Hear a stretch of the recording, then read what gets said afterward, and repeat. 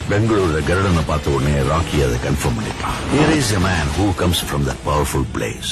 அதனாலதான் கருடனை கொல்ல வாய்ப்பு கிடைச்சும் அவனை கொல்லல, விட்டுட்டான். KGF பிடிக்க அவனுக்கு ஒரு பெரிய படையே தேவைப்பட்டுச்சு. அதனாலதான் ராக்கி எல்லாருக்கும் முன்னாடி கருடனை கொன்னான்.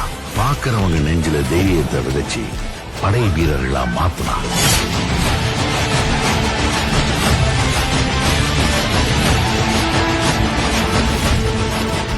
எல்லாருக்கும் கருடன் இறந்த செய்தி தெரிய வந்துச்சு. சூரியவர்தன் சொன்ன மாதிரி பிணந்தின்னி கழுகுகள் சுத்த ஆரம்பிச்சது. KGF அழிக்கவும் காத்துட்டு இருந்தாங்க, உருவாக்கவும் காத்துட்டு இருந்தாங்க.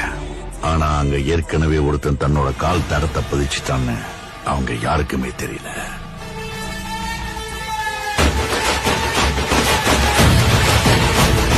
Powerful people come from powerful places. Andrews எப்போ பாம்பே லாலிபாப் தர மாதிரி தரேன்னு சொன்னாலும் ராக்கிக்கு அந்த சமுத்திரம் கூட சின்ன குளம் மாதிரி ஆயிடுச்சு.